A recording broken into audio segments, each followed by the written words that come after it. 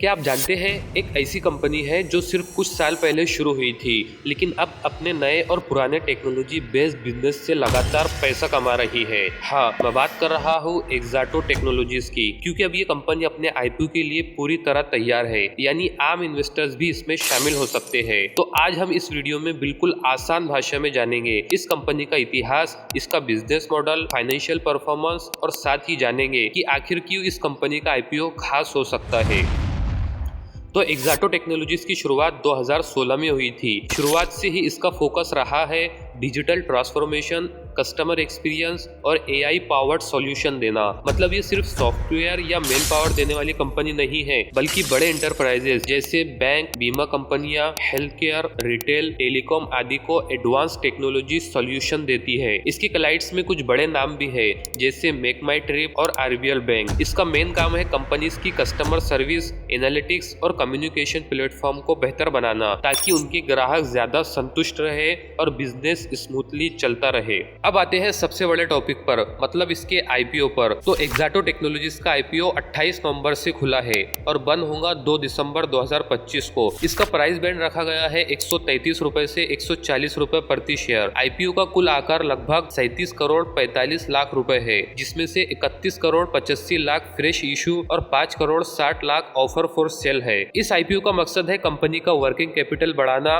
Product development करना और कुछ डेब्ट चुकाना, ताकि फ्यूचर में ग्रोथ के और मौके मिल सके। इसका मतलब है कि अब आम इन्वेस्टर्स भी इस ग्रोथ स्टोरी का हिस्सा बन सकते हैं। अब बात करते हैं एक्साटो टेक्नोलॉजीज के बिजनेस मॉडल की। तो कंपनी अपने क्लाइंट्स को AI automation, customer experience platform, analytics और क्लाउड बेस्ड सॉल्यूशन देती है। इसका मतलब ये है कि ये सिर्फ वन टाइम प्रोजेक्ट नहीं करती, बल्कि लॉन्ग टर्म कॉन्ट्रैक्ट्स और रिकरिंग रेवेन्यू भी जनरेट करती है, यानी कंपनी को साल दर साल स्टेबल इनकम मिलती है। साथ ही ये कंपनी कई अलग अलग सेक्टर्स को सर्व करती है, जैसे BFSI, health care, retail, telecom और आईटीज को, जिससे किसी एक इंडस्ट्री पर पूरी तरह निर्भर नहीं होना पड़ता। ये डाइवर्सिटी इसे मार्केट में मजबूत बनाता है। अगर हम फाइनेंशियल परफॉर्मेंस देखें तो एक्साटो टेक्नोलॉजीज ने पिछले कुछ सालों में अच्छी ग्रोथ दिखाई है। फाइनेंशियल ईयर 2024 में इसका रेवेन्यू लगभग 115 करोड़ था, जो 2025 में बढ़कर लगभग 126 करोड़ हो गया है। Profit after tax financial year 2024 में 5 करोड़ के आसपास था और 2025 में बढ़कर लगभग 10 करोड़ के करीब हो गया है,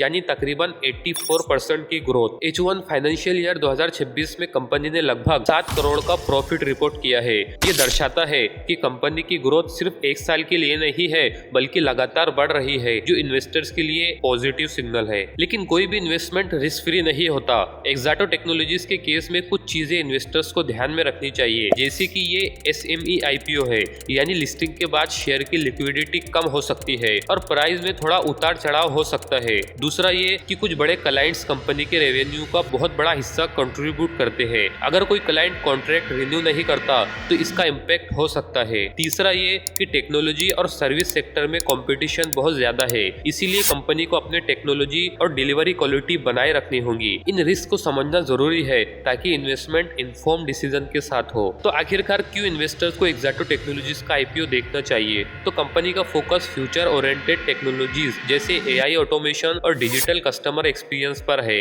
इसके साथ ही उसका रिकरिंग रेवेन्यू मॉडल और डाइवर्स क्लाइंट बेस इसे थोड़ा सेफर बनाते हैं। आईपीओ से जो फंड आएंगे उन्हें कंपनी अपने प्रोडक्ट डेवलपमेंट और बिजनेस स्केल-अप में लगाएगी, जिससे ग्रोथ और एक्सेलेरेट हो सकती है। लेकिन अगर आप लॉन्ग टर्म होरिजन रखते हैं और थोड़ा रिस्क लेने को तैयार है, तो ये आईपीओ एक अच्छा मौका हो सकता है, खासकर उन इन्वेस्टर्स के लिए जो टेक्नोलॉजी और ऑटोमेशन में विश्वास रखते हैं। तो दोस्तों, ये थी एक्साटो टेक्नोलॉजीज की कहानी, उसका बिजनेस मॉडल, फाइनेंशियल ग्रोथ और आईपीओ के बारे में पूरी जानकारी बिल्कुल आसान भाषा में। अगर आप टेक्नोलॉजी और डिजिटल ट्रांसफॉर्मेशन में लॉन्ग टर्म निवेश करना चाहते हैं तो इस आईपीओ पर ध्यान देना समझदारी हो सकती है। लेकिन याद रखें, एसएमई आईपीओस में थोड़ा रिस्क होता है, इसलिए अपनी रिसर्च करना और सोच समझकर डिसीजन लेना जरूरी है। अगर आपको ये वीडियो पसंद आया हो तो लाइक और शेयर जरूर करें और ऐसे ही अपडेट्स के लिए हमारे चैनल को सब्सक्राइब कर दे। और हाँ, आप खुद सोचिए कि आप एक्साटो के इस ग्रोथ स्टोरी का हिस्सा बनना चाहेंगे? कमेंट में जवाब जरूर दें।